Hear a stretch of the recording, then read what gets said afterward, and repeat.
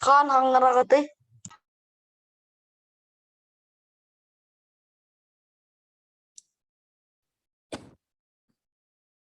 Начинаем, ребята. Правильно. Время – самый дорогой ресурс, поэтому сейчас предлагаю начать. С нами уже наш эксперт-тренер на связи. Мы видим ее. Рита Михайловна, вам слово. Здравствуйте, дорогие ребята. Очень рада вас всех сегодня здесь видеть. Замечательно, что такое мероприятие состоялось. На самом деле, сегодня я вам буду рассказывать о деньгах. Ну, скажем так, такой финансовая грамотность у нас называется наш мастер-класс. И сегодня мы с вами поговорим о деньгах. Что это такое, да, почему они для нас важны, и как бы я на 100% уверена, что каждый из вас уже сейчас не представляет свою жизнь без денег. То есть каждый из вас уже сейчас живет теми мечтами, что когда он вырастет, у него будет вот такая куча денег и вот такая пачка, которая он все, что захочет, все купит, и все, что захочет, он получит. Смотрите, ребята, без определенной финансовой дисциплины, да, вот так как я преподаю финансовую грамотность и рассказываю о том, как стать финансово грамотным, без соблюдения финансовой дисциплины, к сожалению, вся вот эта куча денег, она очень быстро может превратиться в ноль. То есть она может просто, вы можете очень быстро и очень не нужно потратить эти деньги, которые вы получите. Или вот все вот эти ваши желания, да, которые вы хотите, вы их можете никогда не достичь, потому что вы не сможете правильно распределить свои финансы. Вы не сможете правильно сделать, ну, поставить свои финансовые цели, да. Вот, и поэтому, чтобы такого не произошло, сегодня мы с вами будем говорить о том, как правильно научиться ставить цели и как правильно научиться тратить деньги. А еще самое главное, что мы с вами сделаем? Мы сделаем с вами первый шаг к финансовой дисциплине, а это будем учиться копить. Будем изучать те инструменты, которые нам в будущем помогут копить деньги. Для взрослых это тоже очень полезная информация, так что взрослые смотрим, тоже вникаем и прямо с сегодняшнего дня начинаем это делать. Итак, если у меня есть доступ на демонстрацию экрана, я подключаю свою презентацию. Вы можете ее видеть. Давайте я увеличу вот так. Ой. Видно всем? Видно? Скажите «да».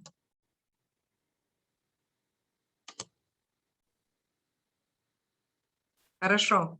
Итак, первый шаг финансовой дисциплины. С чего вообще мы начинаем дружить с деньгами? Почему, вот, например, популярные сервисы по финансовой грамотности, они все называются «дружить с финансами», там, да?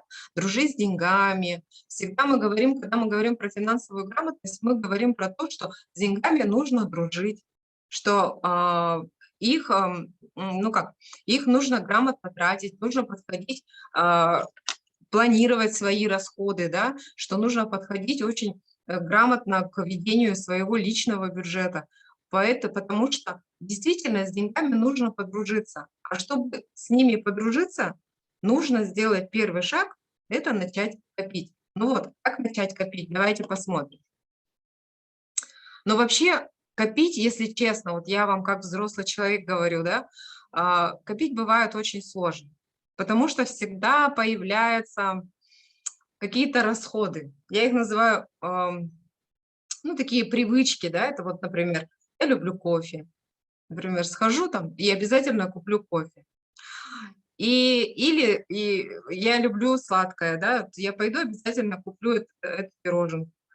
И вот так вот незаметно я трачу, допустим, в день на кофе и пирожное 300 рублей, но в месяц, посчитайте, ну-ка, кто быстро посчитает, сколько это в месяц, если я 300 рублей трачу в день, каждый день. В комментариях пишите быстренько, кто там ответит. 300 рублей умножить на...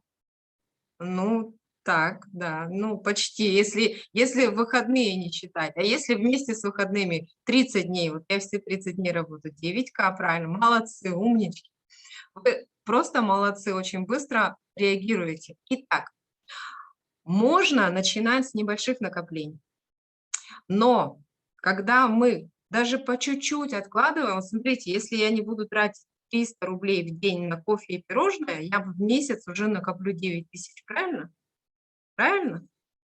Смотрите, какая сумма получается. Поэтому, если мы начинаем копить по чуть-чуть, то мы можем в будущем получить огромную, приличную сумму, которая нам хватит на наши какие-то, допустим, заветные желания. Итак, давайте рассмотрим способы накопления. Первый способ– это копилка. Я специально подобрала вот такие вот копилки, чтобы вы понимали, да, на что можно копить. Можно копить на машину, можно копить на пенсию, то есть на старость.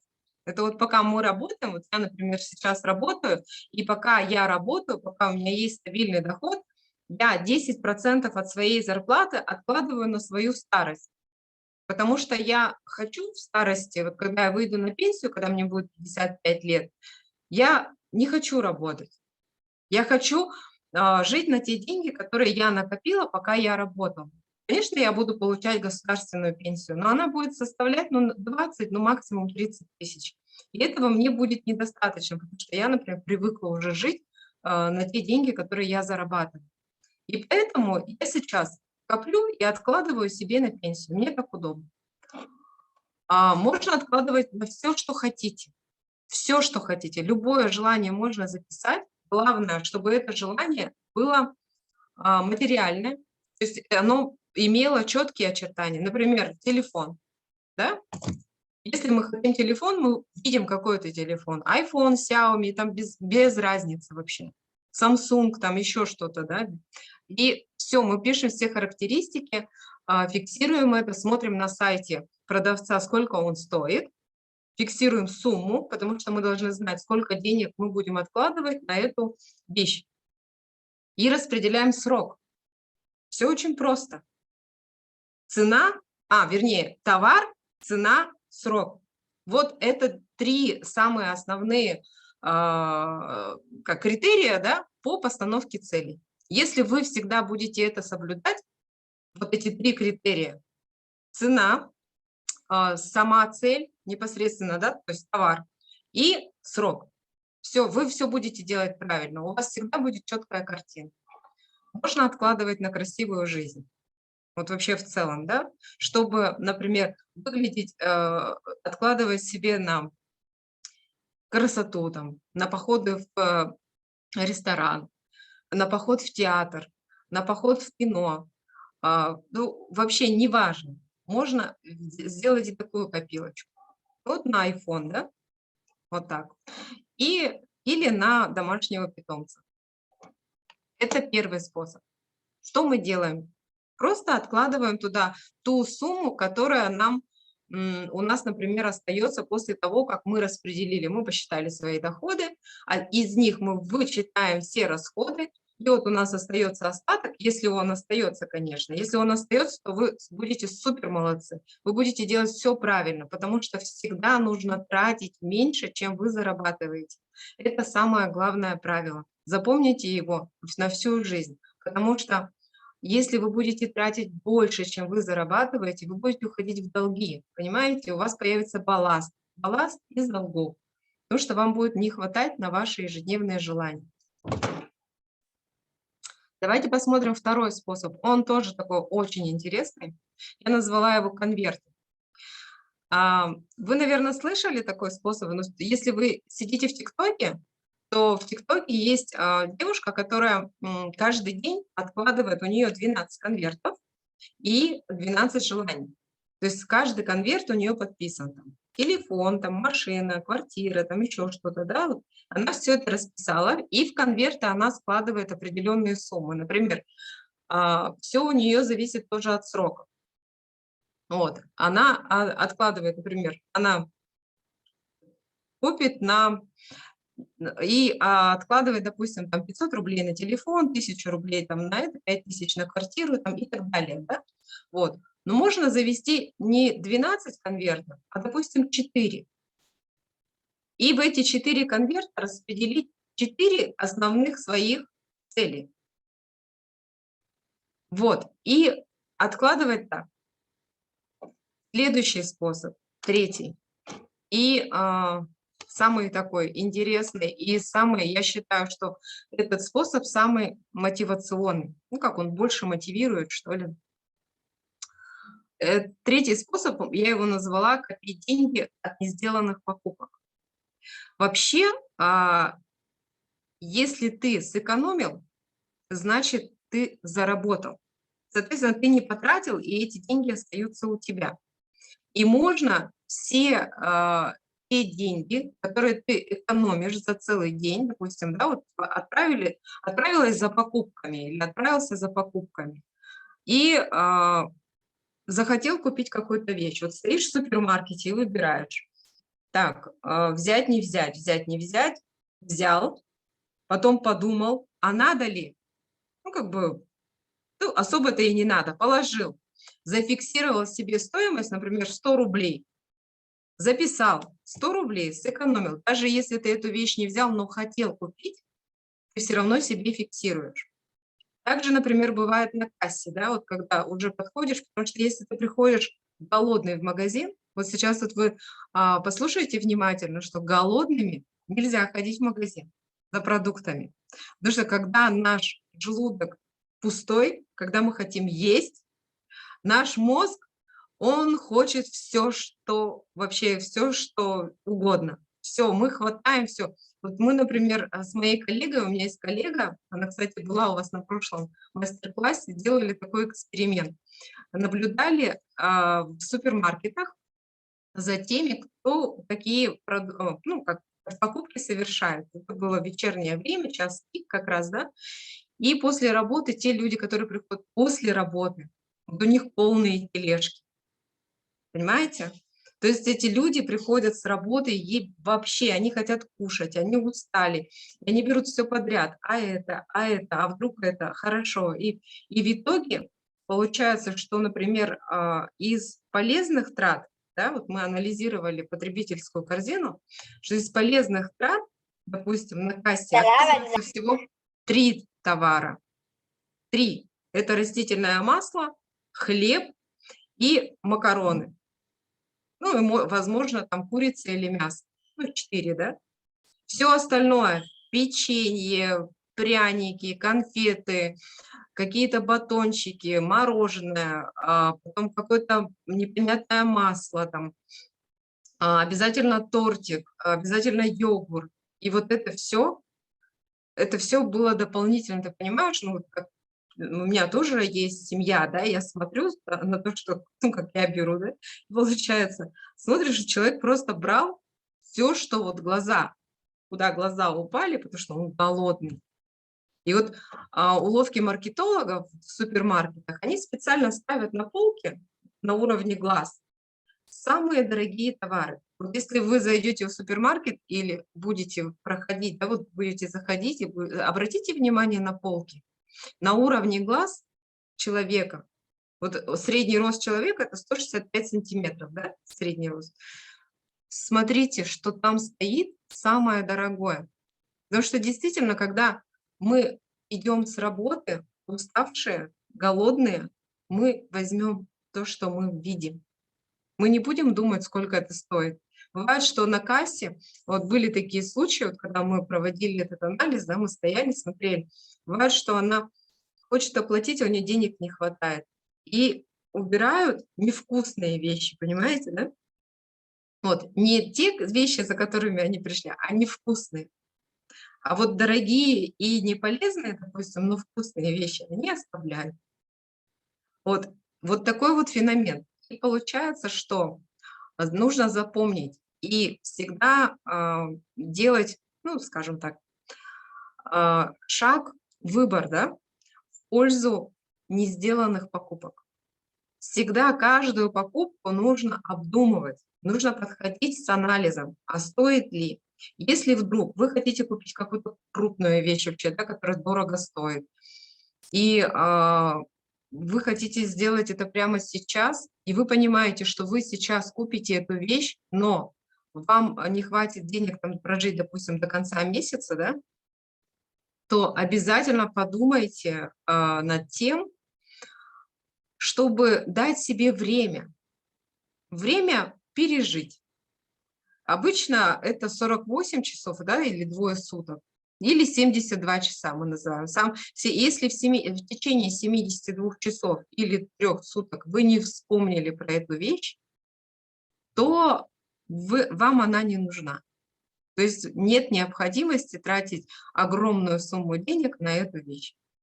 Вот если действительно как бы вы смысла жизни не видите, да, без этой вещи, вы каждый день об этом думали, каждый день вот просто выходите за дверь, допустим, ну, если это касается, например, электрической плиты, да, вот плита сломалась как бы и нужна, но стоит дорого. И если ты ее не купишь, ну что, ты пельмени в чайнике варить будешь, что ли? Ну, как бы, да.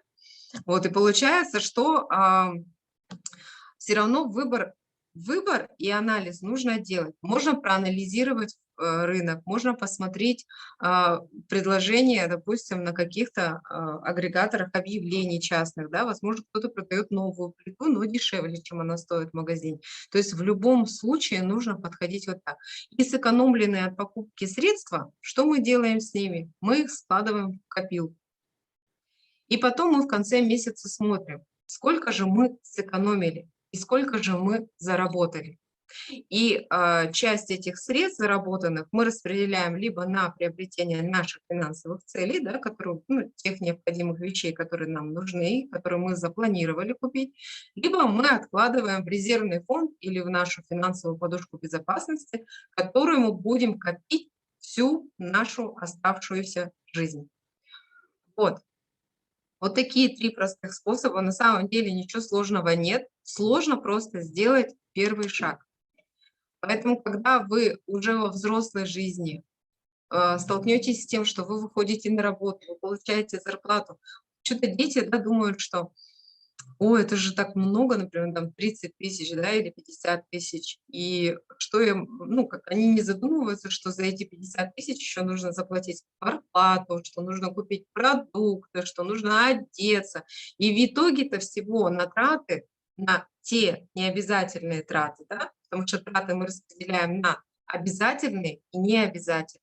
То есть эти расходы, они распределяются тоже пополам, как бы на обязательные расходы, это коммунальные услуги обязательно туда входят, это продукты питания, это одежда, это оплата мобильной связи, интернета и так далее. То есть вот это все обязательные продукты. А если вы будете оформлять кредит, то и кредит будет тоже обязательным платежом, то есть обязательным расходом. И из того, что останется уже, вот то как раз и будет распределяться на какие-то необязательные траты, там, на поход в кино, в ресторан, на какие-то дополнительные траты, там, допустим, на парикмахерскую, еще куда-то, да, то есть можно так распределить. На сайте fingramyakutia.ru, который ведет наш центр, вы можете найти очень много полезной информации уже сейчас, начинать изучать тему финансовой грамотности. На самом деле финансовая грамотность очень полезна. И чем раньше вы начнете ее изучать, тем проще вам будет во взрослой жизни общаться с деньгами. Тем проще вам будет, вы можете сейчас уже, мечтайте, анализируйте, кем вы будете. Вы можете посмотреть, например, кто-то из вас уже определился с профессией. Зайдите на сайт ХХРУ, да, вот есть такой сайт, где ищут работу, называется ХХРУ, две буквы h.ru. Заходите туда и посмотрите, сколько будет зарабатывать, например, если вы хотите стать врачом, то какая зарплата у врача. Если вы хотите стать учителем, посмотрите, какая зарплата у учителя. Если вы хотите стать менеджером или банка, там, да, допустим, или работать маркетологом, или менеджером по рекламе, СММщиком, неважно. Или, может быть, вы хотите быть айтишником, да? Зайдите и посмотрите, сколько работодатели готовы платить за эту работу. И прямо сейчас вы можете уже определиться с профессией, узнать, какой у вас будет доход в будущем, чтобы уже сейчас начинать себя готовить к этой жизни, чтобы уже сейчас начинать анализировать свои будущие расходы, как вы будете распоряжаться в будущем своими деньгами, которые вы в результате своего обучения, профессиональной подготовки, которые вы, когда вы получите профессию, вы все равно выйдете на работу. Даже если вы выйдете замуж, вам все равно придется работать. Все равно это, ну, как это нормальное взрослое состояние, то есть работа. Вот. И в принципе, вот эти сайты fingram-якутия.ру — это сайт нашего регионального центра компетенции, который работает в Республике Саха-Якутия с февраля этого года. Я являюсь его руководителем, веду этот сайт, стараюсь сделать его интересным. И портал моифинансы.рф, так на русском языке и вводится. Вот, его ведут специалисты, финансовые консультанты, которые работают в рамках проекта Министерства Российской Федерации по содействию повышению уровня финансовой грамотности населения страны в целом. И там тоже очень много полезной информации. Информация вся подобрана очень простым языком, говорится о сложных вещах. И такие же консультанты, вот как я, да, волонтеры финансового просвещения, они готовят материалы и размещают вот на этом портале. Сайт Финкульт.Инфо. Скорее всего, этот сайт многим из вас уже знаком. Ваши преподаватели вас с ним знакомили, вы уже, наверное, проходили презентации, вы смотрели, да, с этого сайта. В любом случае, я на 100% уверена, что каждый из вас проходил какой-то урок с помощью этого сайта. Вы можете самостоятельно также заходить. Там есть классные ролики, которые очень простым языком объясняют, что такое финансовая грамотность, как не стать жертвой мошенников, как не стать, потому что как стать, допустим, как сформировать свой личный бюджет, как начать вести свой личный финансовый план. Это тоже очень важно. Вот сейчас вы думаете, что я вам говорю такие непонятные абсолютно вещи, да, но когда вы зайдете туда, вы начнете сами изучать, и это будет на самом деле очень интересно, вас просто затянет. А начать вы можете с очень простого, а именно пройти онлайн-уроки на сайте dnifg.ru, и там прямо вот в прямом эфире, так же вот как со мной, да, вы можете пообщаться с экспертом Банка России. Это Центральный банк Российской Федерации, который является мегарегулятором финансового рынка на территории России. И вот эксперты, сотрудники Банка России специально для детей, которые живут в разных уголках страны, они проводят вот такие вот онлайн-уроки. Там есть расписание, можно выбрать дату, можно выбрать время, можно выбрать тему, которую вы можете зарегистрироваться втроем, вдвоем, целым классом, без разницы. Но самое главное, что вы можете пообщаться с человеком, от которого, да, возможно, зависит весь финансовый рынок. И можете задать ему интересующие вас вопросы. Вы можете узнать, как стать сотрудником Банка России, что можно для этого сделать. Посмотрите, в целом, да, там есть раздел, например, на сайте Финкульт.Инфо есть переход на сайт Банка России. Зайдите туда и посмотрите, что у Банка России есть свой университет. И туда может поступить любой желающий.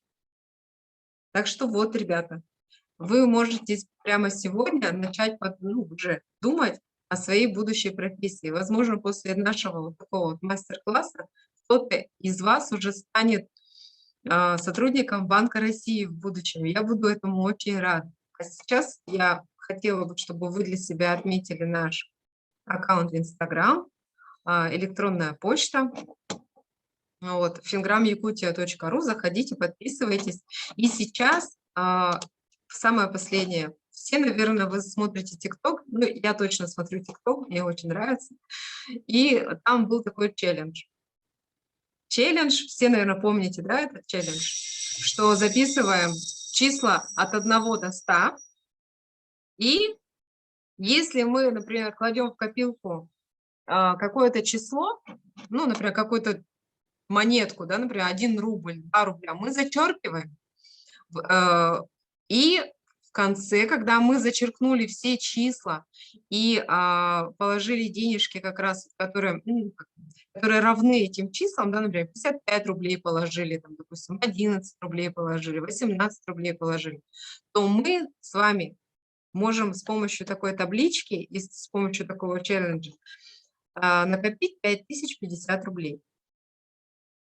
Можно прибавлять нолики, то есть вместо единички 1 рубля положить 10 рублей, вместо 20 рублей положить 20 рублей и так далее. То есть здесь можно варьировать и фантазировать как угодно, но все равно сумма получится, допустим, если мы умножим на 10 все числа, да, умножаем на 10, какая сумма у нас получится? Ну-ка быстро кто ответит.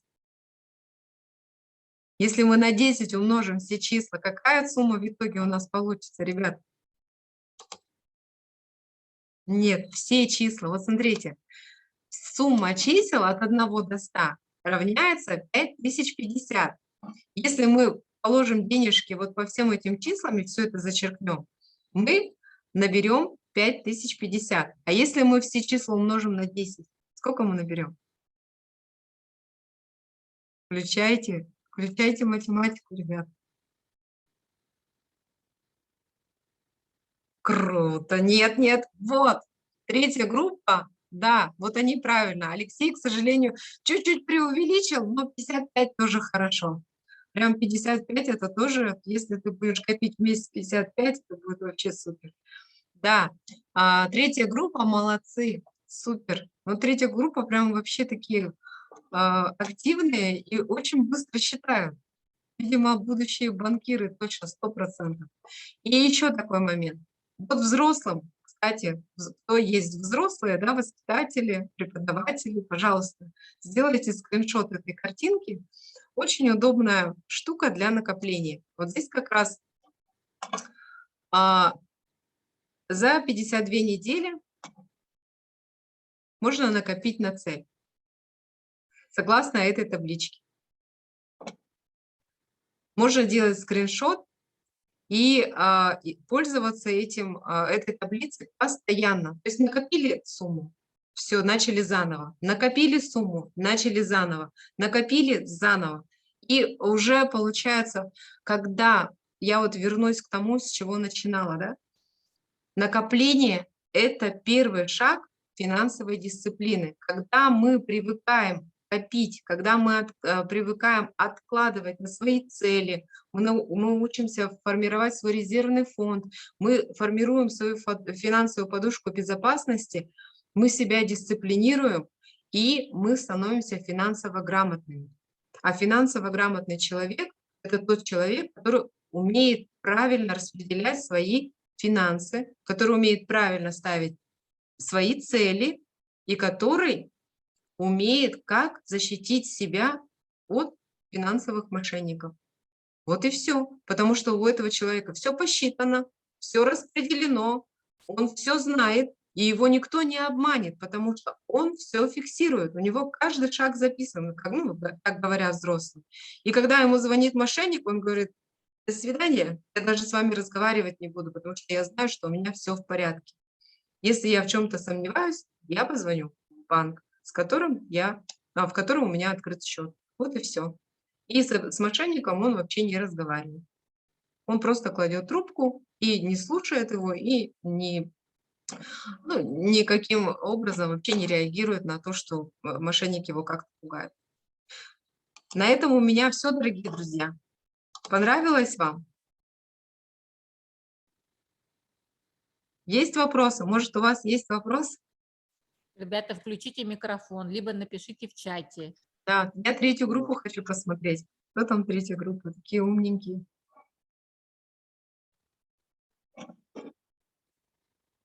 А третья группа – это какой город? Третья группа – это, по-моему, Сунтарский центр, если я не ошибаюсь, да? Не Правильно я написано. понимаю? Или какой это центр? Тойбохой написали. Да, круто. Замечательно. Напишите, пожалуйста, сколько у вас детей. У нас на мастер-класс в течение 6 дней подключены 109 ребятишек. У нас сегодня завершился курс по первоначальной подготовке спасателя. Замечательно. Профориентацию ребята проходят, вот финансовую грамотность мы проходим, и еще у нас экскурсия по музею. И Александр Гизалов у нас подключается из Москвы. Вот. Было очень интересно. Я кое-какие моменты сфотографировала, и до сих пор я вот, как говорится, пытаюсь тоже воспитать в себе финансовую дисциплину, потому что когда действительно зарплата поступает, да, тут же появляется соблазн, хочется тут же пойти что-то купить красивое, там, или еду какую-то много купить, да, но на самом деле нужно спланировать, потому что когда ты планируешь какую-то поездку, какую-то крупную покупку, все равно должны быть накопления. Я абсолютно согласна с этим. И вот последняя картинка, игра про накопление, мне очень понравилась. Оказывается, так просто начать с 10 рублей и 50 дней, Да, действительно, потому что иногда мы не экономим, вот, например, мы даже с коллегами об этом всегда обсуждаем, да, каждый день мы иногда с собой не берем еду в обед, да, а очень много мы тратим. На бизнес-ланч мы можем сходить, либо в столовую спуститься и за очень большую сумму купить там небольшую еду. Иногда этого не хватает, и ты спускаешься еще один раз и опять покупаешь. А на самом деле можно накопить даже на какую-то путевку, на какой-то курс подготовки, на да. авиабилеты, да, то есть это очень здорово. Поэтому спасибо, Рита, потому что каждый раз ты нас учишь, и мы надеемся, что у нас совсем скоро сформируется финансовая дисциплина. Спасибо. Я была Ребята, очень мы рада. буквально Да. с вами на часик отключаемся, и вы все прекрасно знаете, что у нас сегодня во второй раз мы с вами онлайн отправляемся все вместе в музей «Моя история». Идем отдыхать на час.